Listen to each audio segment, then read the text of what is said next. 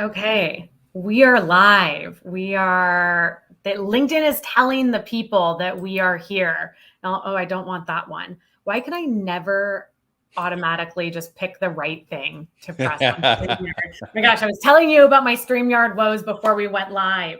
But we are here. We are here for June Business Book Club bonus session of Shut the Hell Up and Sell by Ronnell Richards, whose face you can also see as we are welcoming some people into the chat. And before you introduce yourselves, well, I'd love for folks that have already joined us, drop a comment. And I'm curious to read what shutting the hell up and selling means to you. So drop a little comment instead of telling us where you're from or whether or not you read the book. I'd love to just hear your interpretation. So drop a comment. What does shut the hell up and sell mean to you? And for folks that maybe don't already follow Ronnell, which is insane, I'm going to drop his URL into the chat as well. Let's see if it'll let me do that. Okay, perfect. No, it says failed to post comment. Do you want to try to drop it into the chat on LinkedIn, Ronnell? Or got it. Follow Ronnell is what I'm trying to say. Okay, a couple of quick bookkeeping notes before we jump all the way in. This is a bonus session, as I mentioned. So usually we are meeting on Zoom. So Business Book Club is a Patreon community. If you want to learn more about the Patreon or about joining our monthly sessions, please do. We would love to have you. That's on patreon.com/businessbookclub. Usually Business Book Club is the first Tuesday of the month, but this same time, 6 p.m. Eastern. We have some great books coming up. A classic next. I've never read 7 Habits. Yeah. So I'm super excited. Then Shonda Rhimes, who is just such a goat. For folks that don't know her, she is the writer of Grey's Anatomy and also has like Shondaland and did Bridgerton. She's it. She's made it. And then Radical Candor by Kim Scott, which is a book I think everybody has heard of, but when I talk to people, very few of them have actually read it. So excited for that. And then Predictably Irrational comes next, which is a book multiple people have recommended to me. So a massive, massive lineup of really exciting books. Okay, so we already have some people dropping some of their faves into the chat, which I love to see. Let's get kicked off by just having you, my friend. Hello, thank you for writing this book. Thank you for being here. Tell the folks a bit about yourself. Well, first, thank you for the invite. I'm so excited for this because every time I get the opportunity to just chop it up with you, we have such a good time and so much. It's just such a good vibe, and I think that so many things that you say that I've had the benefit of being able to be on the other side of that and interview you, and that you've been able to give to my community. So I'm really excited to have this opportunity to do with yours. So, all right, where do we talk? Like, So where do I start? Why don't I just start with kind of giving you guys the reason why, or kind of a little context on the book. So I didn't really have a desire to write a book for a very long time. I had a lot of people say, hey, Ronnell, you should write a book. You should write a book. And about 7-8 years ago, when I really started focusing on building my business brand, my outward business brand, I had a brand. I just wasn't broadcasting it to the world, right? That's what social media is. It's not about creating a image. It's about taking who you are and marketing it to a wider audience. Anyway, when I started down that path, I was faced with, a couple of different options in terms of how I wanted to proceed with creating the brand. There was, hey, you write a book, which a lot of people do, right? And they write a book, and that's kind of like their entrance into the world, getting into their brain. I didn't really want to do that. So I started with podcasting and content because I felt like it helped me to share more of myself, right? And so people could connect with my personality. They could, Mhm. I could share tips and tricks, and it was really successful. However, about once the pandemic started, I don't know why the pandemic was a catalyst for this, but I had just, after years of creating content, I just felt called to write a book, and write a book about my sales philosophy. Write a book that connected people with just simple, practical truths of sales. And so I learned a lot through the process of writing this book and finally getting it out there to the world. It was so fulfilling because it was just this long form way of communicating that you can't do through video and podcast. It was so much more in depth than I had expected it to be, and so it was a way to impact people in a way that I really didn't foresee, right? And so when I started out to write the book, I really wanted to connect people through storytelling, because I'm a Mhm. storyteller at heart. Like that's just who I am. So I felt like after years of doing training and coaching and leading sales teams and leading companies, um, I just felt like there was something missing in the sales coaching training book world. And that thing missing was me, right? Because I have my own unique perspective, my own unique experience, right?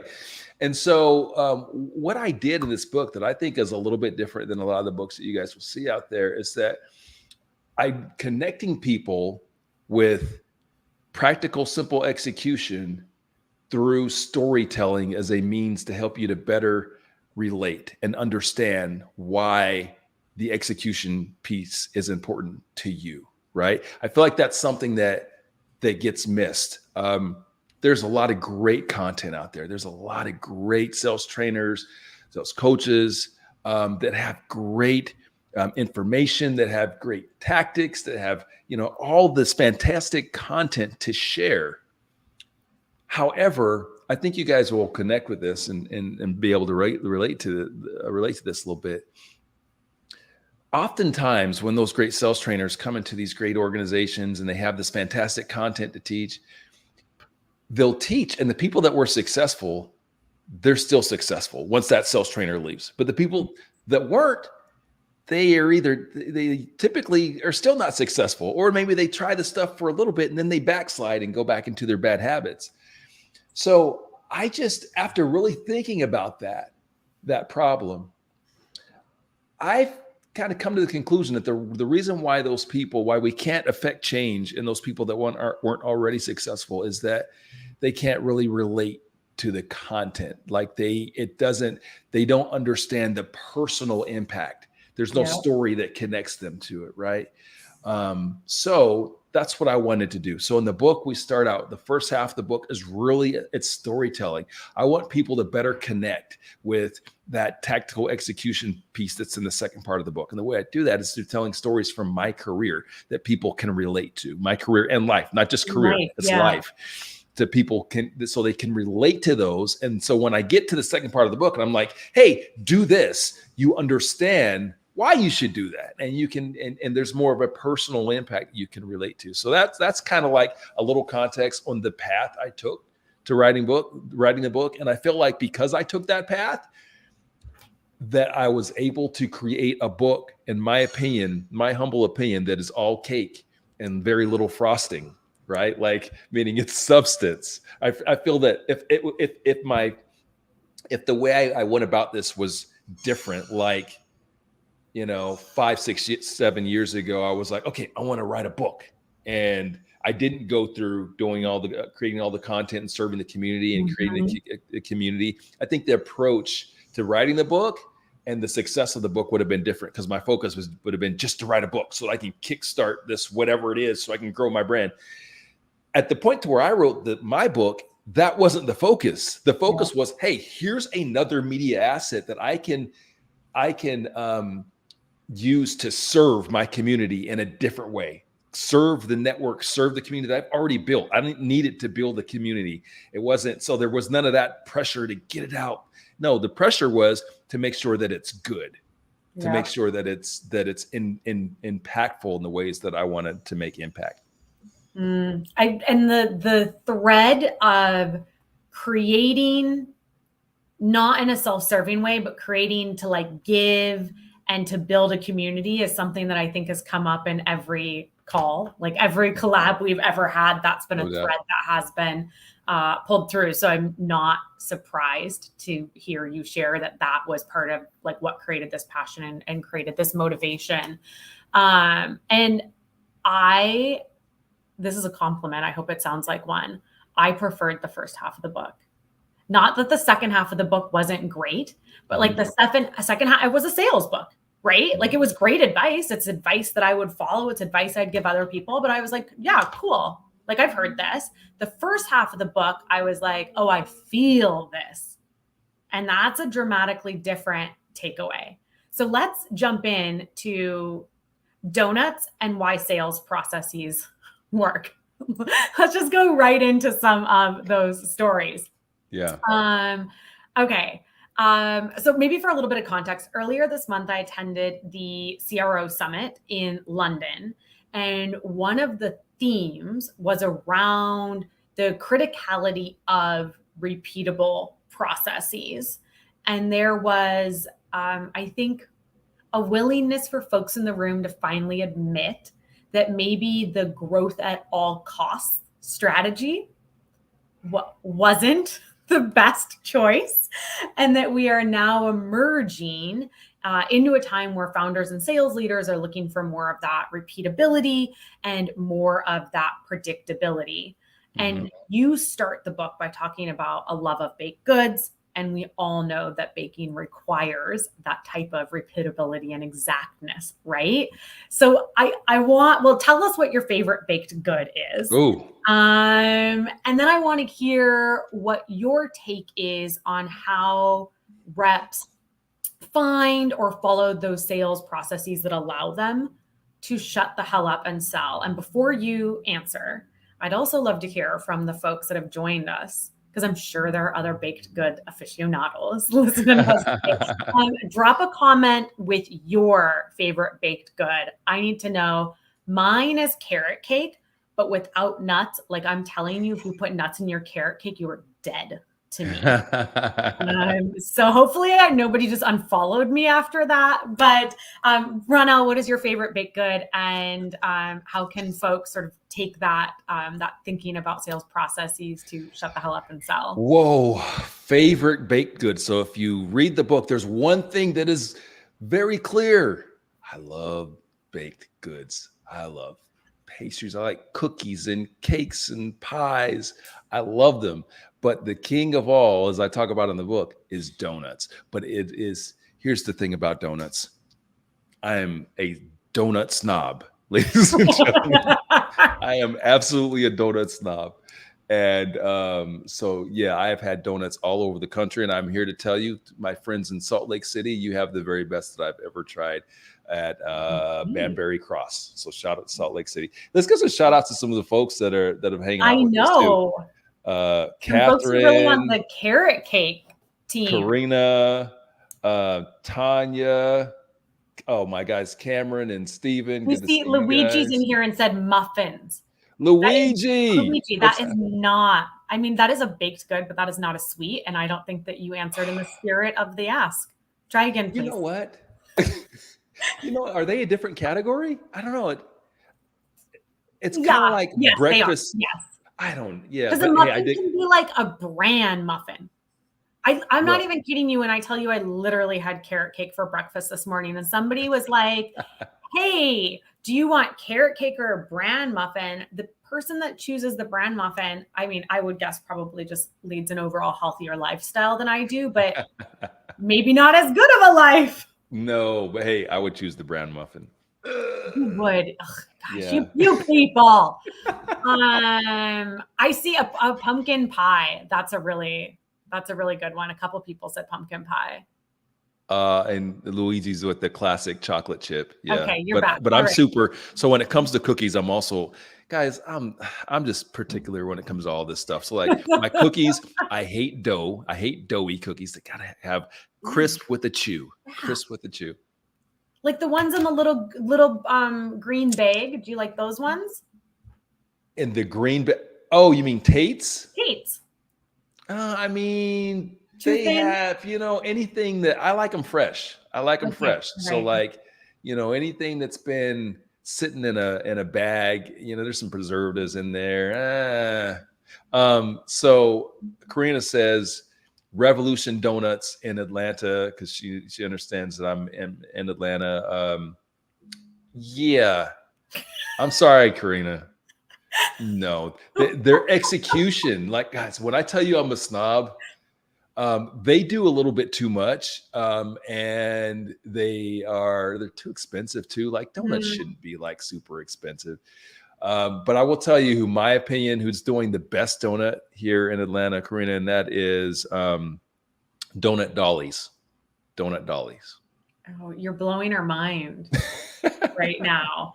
We also have the GOAT, Lori Richardson, joining us, who is also a baked goods connoisseur. Ooh, chocolate eclair. I know. Nice. That's a good one. That's a good one. Okay, I loved this. Thank you, everybody, for sharing. I mean, I feel like we could just maybe we do another LinkedIn Live that's just about. Just focused on donuts and Yeah, pastries. correct. Hey, But is that a new show for us, Leslie? What do you say? that would actually be okay. New challenge, folks that are joining us. Come up with a fun show name that's like Ronnell and Leslie, and then something about like donuts or baked goods or sweets or Ooh. challenge for the team. You can use ChatGPT if you want to. There are no That would be fun, actually. What does Chat like, GPT say? drop But some thoughts. when you said that, the first thing that pops into my mind is dangerous. Dangerous. Yeah, Leslie and You Ronnell might do show. see this mischievous look. We might be We're on gonna get into some shit. I don't know. Okay, first things first. Yeah. Sales processes. And maybe just to repeat my question that I asked before I took us down a deep rabbit hole. The donut hole. How can reps find or follow sales processes that allow them to shut the hell up and sell? It's really not that complicated. The whole philosophy You behind say shut the that. hell up and sell is really about that. It's about shutting up. It's about understanding that we're not that important. It's understanding that that person on the other side of the table, on the other side of the phone, on the other side of the Zoom, they are the very most important person. And it is your job and your sales process to find out what matters the most to them. None of your shit matters. None of your product matters. None of your value props matter. None of that matters. So like, I think where sellers struggle is that they step into their sales environment, their corporate sales environment, and they're given a book that says, here's your value props. Here's what we mean to our customers. Here's the value we bring to them. And so when they get on their Zooms, when they get on their calls, when they get on their face-to-face meetings, that is all they're trying to communicate. They're trying to communicate those value props that they got taught in training. And what I'm telling you is that throw those in the trash because they don't matter. What matters is what's going on in that person's world. And what matters the most to them, guess what? It's not your shit. It's something else. So it's our job through doing great discovery, which by the way, discovery is not that hard, guys. It's about asking open-ended questions and drilling down, like I talk about in the book. Once you understand what it is they care the most about in their world, now you can take your product and your solution and create a solution that impacts what they care the most about. That's really at the heart of what shutting the hell up and selling is really about. It's just understanding, again, fighting all the impulses to speak, fighting all the impulses to prematurely create a solution, all these things that we feel so much pressure on. So like part of what I wanted to do in the book is help people to understand that, but also give them some simple tools to be able to execute it. Because it's one thing to say, hey guys, you should talk less. Duh. Yeah. Everybody knows that shit. Everybody knows I shouldn't talk. They need to. When you step in your first sales gig, your sales manager will always tell you, to listen. You got 2 ears to listen and one mouth, right? We've all heard that. That's cool, but how do you do it? How do you do it? And so that's what I wanted teach people in this book is some really simple ways to actually execute it, to fight the impulse of the advice monsters, what I call it, which is that thing inside of us that every time our customer says anything that's potentially a little bit of a buying habit, we want to, oh, but I gotta fix for that. Oh, we can do, and, and so anyway, that's really where I think that we can help sellers with sales process is, again, kind of throwing away part of what you've been taught and just understanding, again, where you're going to have the most success in sales is there's clearly lots of different tactics and all that sort of stuff, but where you're going to have the most success is in that first part of the process and really understanding how to do great discovery and letting them talk more. They speak, you win. We speak, we lose. That's the way that it works. So it's a battle for loss. Like we're battling we win the conversation by letting them dominate it. But here's another thing we talk about in the book. It's not just about them talking. It's about us orchestrating. And that's in the book, I talk about a conductor of an orchestra, and that's what we're doing in discovery is we're conducting that orchestra. But basically, we're using intelligent, smart questioning, and we're drilling down, and we're controlling. They're doing all the talking, but we're controlling the conversation. Yeah. That's how you'll be successful. Good summary. Very concise. I don't know. Was it? I feel like you get me going. I'm like, try to bring it back. No, I want to dig into so many of the things that you said in more detail. Definitely that piece around active listening, because that's really the only way you can ask those smart questions to orchestrate. But first, I want to stop at chapter 3, which was the Scooby-Doo chapter. Yeah. I loved that. It's like Scooby-Doo, the whole chapter, for folks that maybe haven't read it, read it, buy the book, talks about sales pros as mystery solvers. And I love this analogy because my entire career, I have always referred to prospecting as putting on my detective's cap. Yeah. So like immediately I was like, oh yeah, like 100%. So I want to just stay on that chapter for a bit because I would love to hear from you, like, what is the mystery solving business? And maybe what are the top, like, 1 or 2 skills that a rep needs to hone to be great at it? And I also, I want to hear from the audience again. Because at the end of the chapter, you share your favorite character. We're going to save the reveal. So don't do your reveal now. But I want to hear from everybody else what their favorite Scooby-Doo character is. And then after you tell us what the mystery solving process is, we'll have the big reveal, like it's not a villain, but we'll still do a big reveal.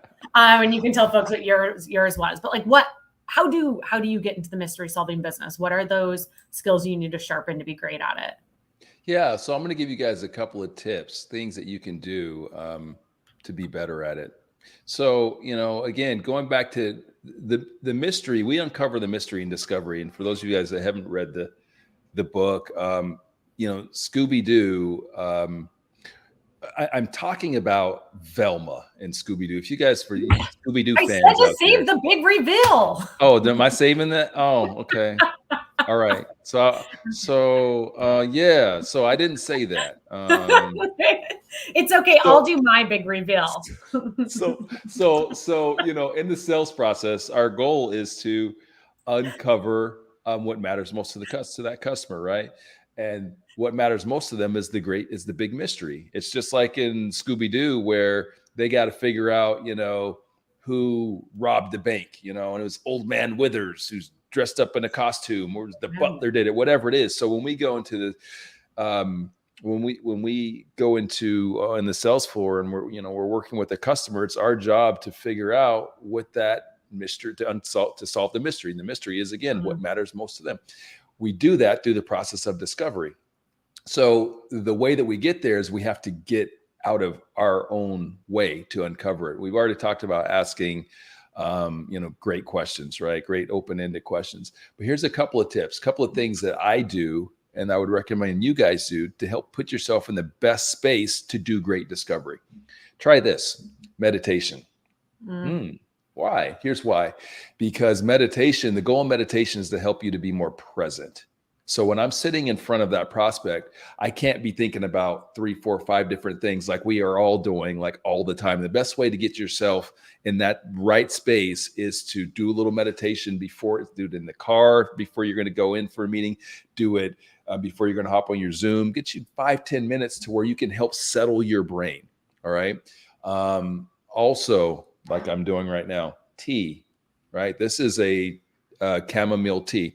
A lot of times early on in my career, I was taught, like, I don't know if officially taught or whatever, just something we assumed, but like anytime we're about to make some cold calls, we're about to go out there and have a great call with the customer, we got to knock down some coffee. Let me get some espresso and some sugar. And yes, or an energy drink. Yeah, I'm ready to go. Problem with that is you're like that. Let's go. And all you're thinking about is what I have to say. Oh, I got something to say. Oh, and customers love being yelled at. That's what we And so what it does is it doesn't put you in the right space to be able to serve and relax and be present and listen. Here's another tip: notes. Even for you guys that are like, have your these fantastic memories. I'm not one of those people. Notes, it helps me to stay present. It will help you to stay present. It will help you to stay focused. It will help you to slow down, right? Because when they're talking, we're just thinking, our minds are going 100 miles a minute and we're like, okay, next question. But if you're slowly taking notes, so first of all, again, it helps you with the mindset piece, right? To be more present, but it's also a tremendous sales tool because it lets your customer know that you're listening, right? It lets them know that you're listening and you're receiving the information that they're giving you. Even if, let's say you got a, what is it? Photographic or photogenic, whatever, photographic memory. You don't forget anything. If I'm sitting across the table from you, you got this tremendous memory and I'm the customer and I'm talking to you and you're like, yep. Yep. You're remembering every damn thing. But to me, I'm not so sure that you are, right? If you're writing, now you're sending a message to me. All right. And that's a lot of what we talk about in the book as well, Leslie, is how important the front end of the sales process is. I spent a lot of time focusing on that front piece because of what I call the organic sell. When you do everything right from the get-go, you set it up right, sales just happen. They don't just happen by happenstance. They happen because you've done the right things to set it up so that it happens organically. It's like it's like dominoes. You stack the dominoes up, you hit the first domino, the last one's going to go down. You don't have to do anything to make it go down. But a lot of times in sales and sales training and coaching, we focus so much on the close, so much on the close, not enough time on the front end, understanding what the customer needs, understanding what matters the most to them, and creating solutions that impact what they care the most about. Because when you, again, understand that mystery, you uncover that mystery, and then you present something that impacts what they care about. Now it stops becoming like a linear question, right? It's not, or solution rather. It's not just about like how much money you're saving. No, because you're impacting on a bigger level, a more impactful level. It's hard to get people to the end of the funnel if you don't get it right at the beginning of the funnel. So many brilliant things. Thinking about the note taking. So one of the sessions that I have, it's like probably my maybe top 3 most popular sessions in my training workshop series is one on active listening. And the first R of the active listening framework is reinforce. And one of the things we talk about is note taking. And it's interesting that you gave us 2 hot tips, right? Like meditation and sort of like that presence and that ability to concentrate, and then note taking, that way to reinforce that we are paying attention. So often when I talk about note taking as a form of active listening, the group pushes back. And they push they push back because they feel like note taking is a distraction. Mm, Isn't that interesting? it is. And so I would, and I'm like firmly with you. I mean, you saw me like showing off my notes. I have two notebooks. Like I take notes, copious notes. I take notes so I can be fully present, so I don't miss anything important. So I'm not renting space in my head to the next thing they're going to say or the question I want to ask.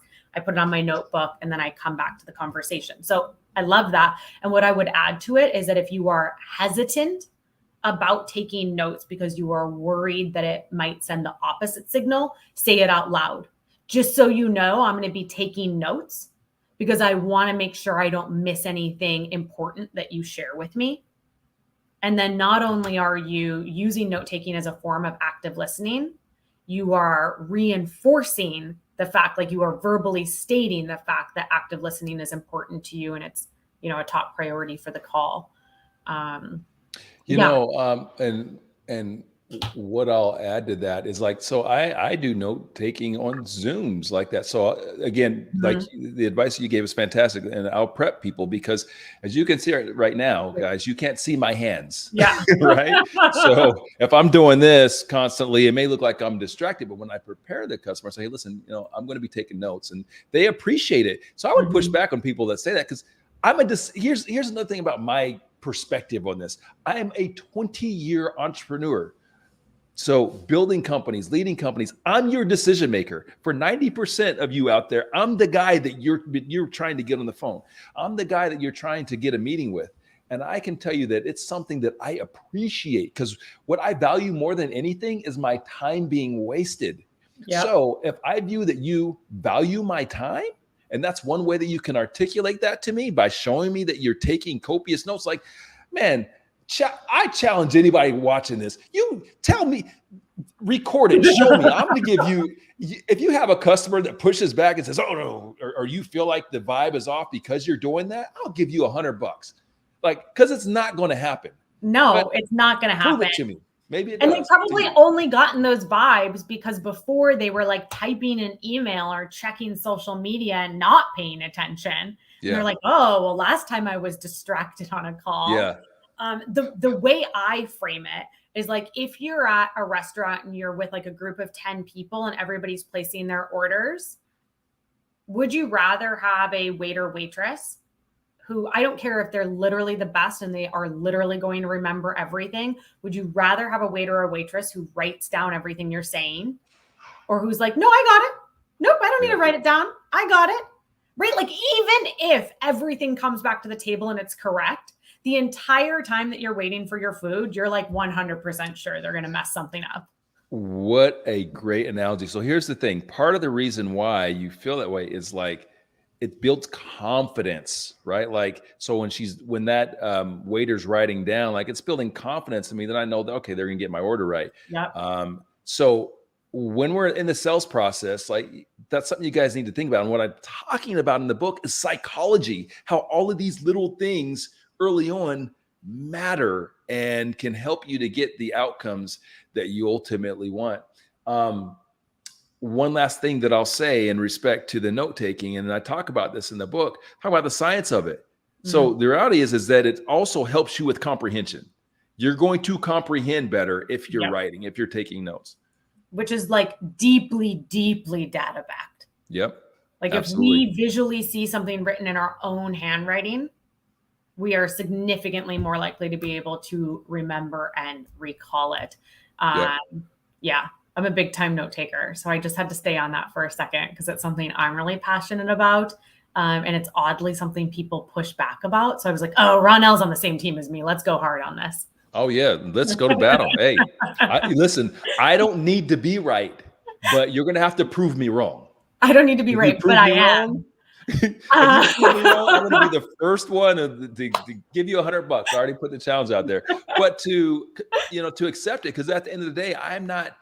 One thing I hope that people understand, whether it's content, the book, whatever, like I am not on a mission to be right. Yes, I have 25 plus years of experience and like entrepreneurial experience in this game, so I see it from a different perspective.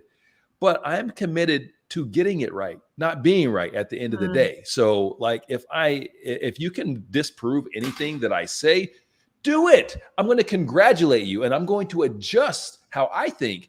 But until you can, roll with what I think because I got 25 years to back it up. Okay, the big reveal. You already did the big reveal. Velma is your favorite character. Folks that are listening, I want to know what your favorite character was. I had to Google it. Not that I don't know the 5 main characters, but I was like, I can't pick one of the 5 main characters because I'm unique and special. And so I Googled like who are the best villains. And then one came up that I was like, this is my thing. And for whatever reason, LinkedIn is not letting me post comments. Who knows? Yay, LinkedIn Live. It's such a treat to use. But Google it because hot dog water is my favorite. She's a villain, but she's like a likable villain. She's really smart. She's a female villain. So hot. I'm going with hot There's dog a water. villain called Hot Dog Yeah, Water. Google it. Okay. Hot Wow. dog water. Hot Hey, dog water.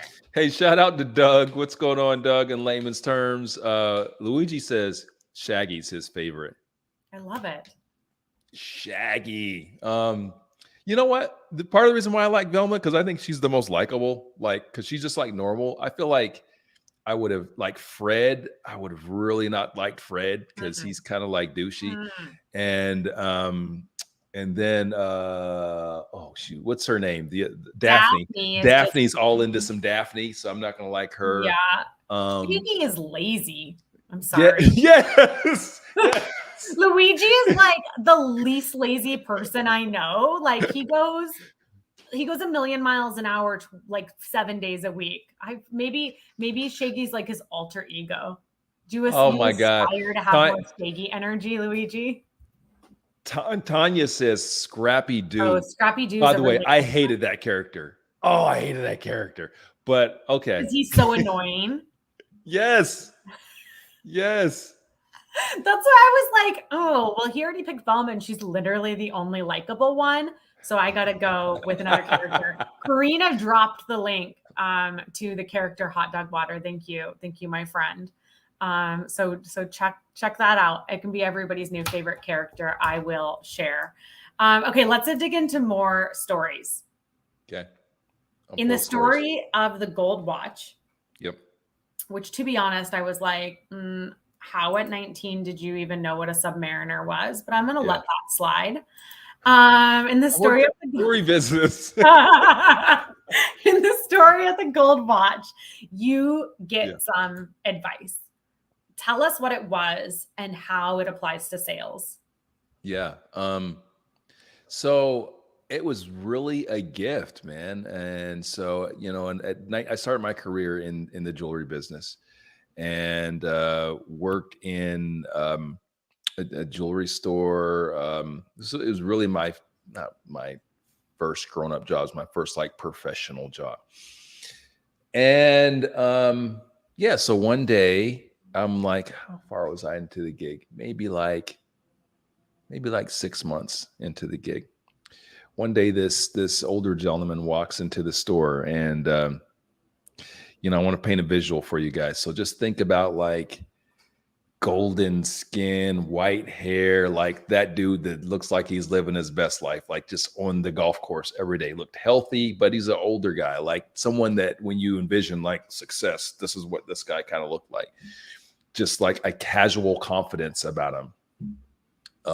You guys know the kind of type of person, like nothing to prove, just like I've done it all. And like now I play golf every day. So he walks in, pops this watch down. Yeah. And it was probably the first, I don't know if it was the first, so long ago, but it's not the type of watch that you see every day. And in my jewelry store where I was at, like it was working class area. So you don't see a lot of the watches like that. Anyway, he pops down this Rolex. And so he just needed the movement clean. So for those of you fancy lads out there that have beautiful Rolexes and Omegas and Tag Heuers and whatever else, you know what that means. Movement clean it's an automatic movement. So you got to send Rolexes are notorious. They're kind of like the Land Rovers of of the watch world, meaning Oh, like man. they get you get tons of street credit with it, but it's not necessarily the best timekeeping piece, and they take a lot of upkeep. But there's no better logo. There's no better brand for street cred. Anyway, so he needs the movement clean. Drops it off. I fill out the little envelope, hand him his ticket. He goes on his way, and really uneventful. So he comes back when the watch was due back. I think it was like 2 days later. He comes back, comes to my store. I'm there. Recognize him. Hands me the ticket, and I go thumbing through the drawer for his watch, and it's not there. And I'm 19. It's a really expensive watch, and I'm kind of freaking out a little bit. And so I go back through it again, and nothing, no dice. So I call up my watchmaker. I say, "Hey, Adrian, I've got this ticket number, and the watch isn't here, and the customer's here, and I don't know what to do." Guy tells me, "Well, yeah, I couldn't get to it, so it's going to be back like tomorrow." And I'm like, "Shit, okay." So then I go to the customer and I say, "Sir, I'm sorry. Watchmaker tells me that it's not going to be here until tomorrow." And he paused, and there was no he wasn't mean, and it was really a gift that he gave me on that day, and I will never ever forget it, as it's in the book, as you guys know. Hopefully, a lot of other people will never forget it. But he told me very simply and calmly to always keep my word. Mm. That was it. He's like, and he left. I never saw him again after that day, right? Never saw him again. He came back and got his watch the next day or whenever it came in. I wasn't working, but it was one of the most impactful moments in my business career and life. And I'm glad that I got that lesson at 19 years old, and it stuck with me ever since. Here's what that lesson means. It means that people don't care. Your customers don't care. Your problems are your problems. It's my job, especially in sales, to be the advocate for my customer. Like, they're trusting me. You're selling technologies, you're selling whatever products. Your customer has given you their trust. And so it's my role, it's your role to advocate for them, to be their man on the inside, their woman on the inside. And so, so what I took from that throughout my career is that no excuses. No excuses. Hashtag when you say that. Hashtag no excuses. Hashtag no excuses. So understanding that, and what I learned over the years is that approach to sales and business is what will create advocates for you, and which advocates are people that will rock with you for your whole career. These are people that you can continually monetize. Not only can you continually monetize, they will go out there and sell for you. They will bring people to you. So, one of the things that I get asked in relation to that story is, well, what else could you have done? Like, it wasn't, it wasn't your fault. Yeah, but I could have done more in terms of showing the customer that I valued him and I valued his business. And so here's a couple of things I could have done. I think I talk about it in the book. A couple of things I could have done. I could have gone more out of my way to provide service to him. I could have brought that watch out to him on the golf course. I could have done, there's numerous things that I could have done. The key in it, I guess, isn't so much what I could have done, but changing the mindset so that you already have the proper mindset when you're faced with these things, and you're not thinking about that's not my fault. You're thinking about, how can I take ownership? How can I take accountability? How can I serve this guy? Because again, this isn't just about altruism. Now I'm 25 years in my career. It's not just about, doing the right thing. It's a nice thing to do. Sure, it's a nice thing. Yeah, it's the right thing. But more importantly, it's the best thing for you to do in business. It's good business for you. So as I closed that chapter, I said, well, if I would have done something different, who knows what I could have gained from that? I never saw him again. The guy was high net worth. Maybe he comes back in and buys a watch from me. Maybe he sends his grandson in to buy a ring from me. Maybe he buys a anniversary ring from his wife just because of that one experience that I gave him, if I would have advocated for him. But I will never know that. But what I do know is that one lost opportunity has paid dividends. I've generated millions because of that lesson. So thank you, Guy. I love that story so much. Like partially because it's like just the least that we can do. Like keeping our word is just, the bar is so low, but it's an important and powerful story that I'm sure resonated with everybody here, and certainly everybody that read the book, because we've all messed up. Like we've all had that experience where we could have been more proactive and we weren't, or we didn't do the thing that we were going to for XYZ reason. And one of the things that kept coming back to my head as I read the book and as I prepped for this was the value of anticipating needs. And the only way you can anticipate needs, which is listening deeply, like that curiosity that leads to deep understanding that allows you to then anticipate needs. And when we think about that in the context of sales and running an amazing sales process and serving our buyers, like that simple act of looking around the corner for them so that you offer before they ask. Like one of the tips I give often, because I talk a lot about making deposits, like giving more than we ask for. And people are like, but I made a deposit and they never responded. And I'm like, right. But your deposit was a 20-page white paper. Like you sent a VP of sales of $100 million company a 20-page white paper, and you just like expected them to read it and then say thank you. Like, no, send the white paper, but send the white paper with something that says like, hey, Ronnell, I was at the last Business in Bourbon Live. It was amazing.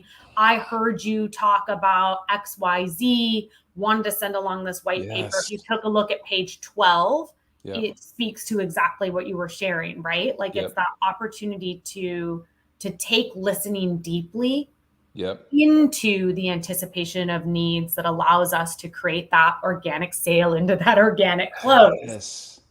Well, you're touching on something that's near and dear to me, and it's actually just super timely as we're currently working on my first LinkedIn learning course, right? So it'll come out, guys, in like probably September, but it's all about relationship selling, right? And I just feel like, especially in the corporate sales world, we are so transactional. What you just said was like, that's a perfect example of like a transactional sales approach. And we've gotten so far away from relationship building, because when you're thinking about relationship building, you would have executed it the way that you just advised, right? So you're making it personal. You're drawing a connection to an event or an experience that you both share, right?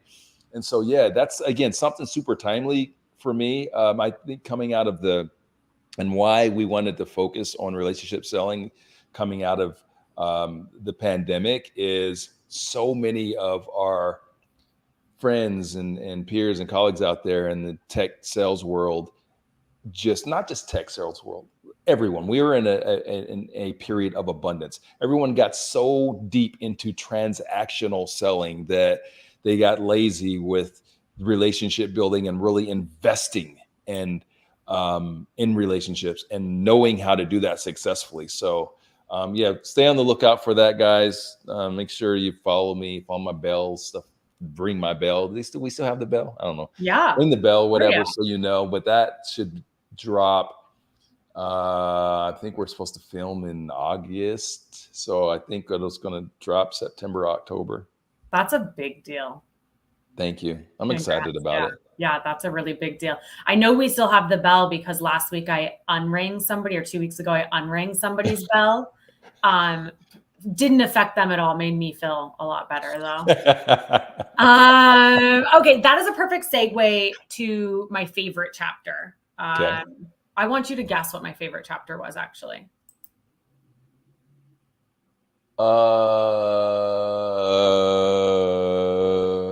Yeah, grab the book. Can I cheat?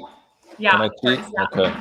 I want you to guess. Let's cheat. I'm going to say. If anybody else has favorite chapters, drop them in there. because I saw some at the top of the show about Scooby-Doo chapter, Gold Watch chapter. Yep.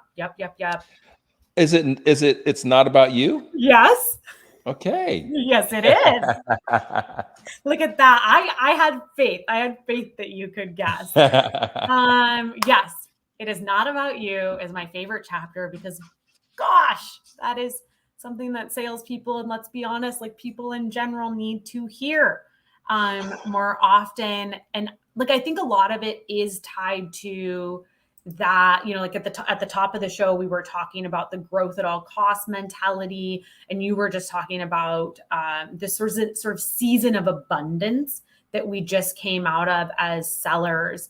And there was like a lot of main character energy happening. Like so many sellers really like think that they are the main character. And unfortunately, it's like a lot of sellers that have never sold in a recession or have never sold with a model that wasn't like a PLG heavy inbound model.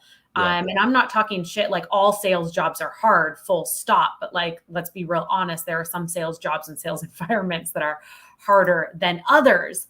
And I think this sort of this environment where we dumped so much money into marketing, into inbound, where these PLG models had so much success, where like money was just getting dumped into products and services, particularly into SaaS, that there is a lot of people that are kind of thinking that it is about them. Yeah. And that sort of like, I'm the main character attitude can absolutely kill a deal before it is before it's even on the table. And I think Ronnell, you and I had like sort of similar starts in like corporate sales, or I won't maybe bucket you with me, but like starting in sales, the culture and the approach, like I bulldozed through impact statements. Like I bulldozed people. Like I used FOMO to manipulate folks.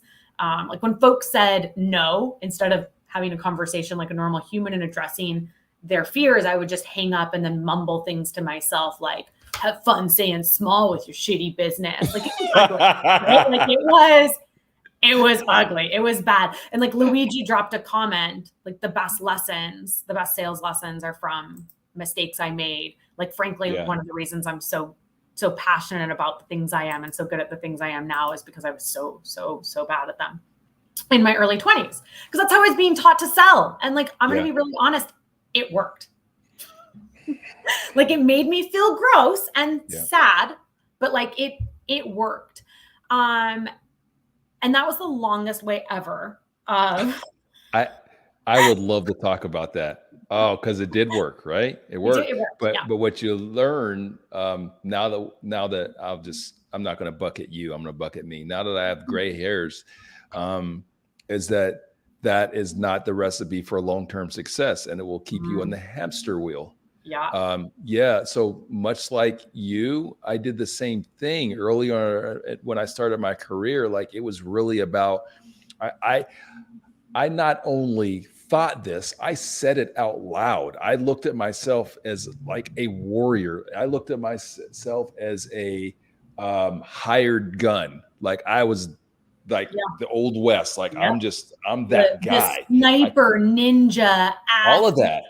All of it. I leaned all into it. And there's plenty of you guys that are watching this that do the same thing. You're probably here's the thing. There's a reason for that. There's a reason why we get there. And that's what I also tried to break down in the book. Like, I'm not pointing fingers at you guys and saying, oh, naughty, that's bad. No, what I'm trying to tell you first is the reason why we're there, why we think that way.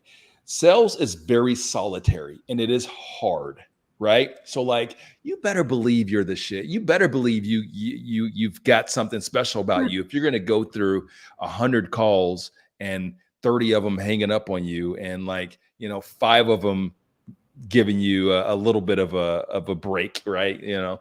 That's the way it is. We spend most of our time in sales just trying to find the opportunity. And so through that process of trying to find the opportunity, we got to build ourselves up. We got to, because there's no coach over your shoulder saying, oh, Leslie, keep it going. You got it. It's going to be the next one. It's going to be the next one. No, you got to do that for yourself. So you're using that. Deepak Chopra talks about ego and absence of ego, and how both of them are important at different stages and all that. So it's really, you got to tap into that ego while you're doing your prospecting to get yourself through it. But the minute someone honors you with an audience, the minute they honor you with their presence, with their time, now it's absence of ego. That's where you have to go. And so what I wanted to do in the book, again, I am practical. I try to simplify. One of my superpowers, Leslie, is I simplify shit. This is why I've been a pretty decent entrepreneur. I've never started a massive company, but I can do pretty good with, I'd say small. so. What a lot of people would think is pretty successful. Important point, because too many people try to sell the method of all methods, and what they're really trying to do is gatekeep by overcomplicating. And one of your superpowers is not that bullshit. Well, Leslie, I think that people do that because they don't really understand it. Here's what I mean. In the book, when we talk about make the donuts, I talk about a baker, right? Imagine this, guys. You get a recipe to bake a cake, okay? And you get the ingredients and you bake that cake according to the recipe, and it turns out great, turns out good. Think about this. If that same baker, you, had to mill the flour, had to churn the butter, and you understood the ingredients at a more intimate level, how much more successful, how much better of a baker would you be? How would you be able to, you'd understand how to pivot. You'd understand that, hey, listen, I'm out of baking soda, so I can use this as a substitute. Or, I like that. You understand the nuance. So that's why I'm able to simplify things like that, Leslie's, because my background, my experience comes from creating this stuff. Like I had to create it for my businesses, create it for my company. So I understand the ingredients at a different level. So it allows me to be able to simplify it so that I can just get straight to the cake and get rid of all the frosting. That's powerful. Like, it is the difference between being able to follow a recipe, which a lot of good salespeople can do, and understanding the chemical reactions. Yeah, that's powerful. We're at time, and I think that that's a perfect analogy to wrap on. One last reminder / shout out for Business Book Club. If you liked this, well, first of all, this will be on demand and you use the same exact LinkedIn Live link. So this was awesome. I think we can all agree. So please send it to your friends, repost your takeaways. We are extremely grateful for any willingness you have to amplify this message. And if you want to learn more about regular Business Book Club that happens on Zoom once a week, head over to Patreon. That's just the patreon.com Business Book Club link. Ronnell, it is just always such a freaking pleasure to chat with you. I love it. Yeah, that's why I can't wait till we can do it in person. But I feel like I have to go to Barcelona to make that happen with you. Oh no, woe is you. Meet me in Fiji. It has to be some exotic international location. It can't just be I don't know, New York. It has to maybe New York. I really need to get to New York. So maybe that'll be our meet in the middle. Up and over Chicago to New York, Atlanta. Well, I was in your hometown. I was in your home city, your base, last July, and you weren't there. I was not. I was in South America. I'm a Leslie worldwide.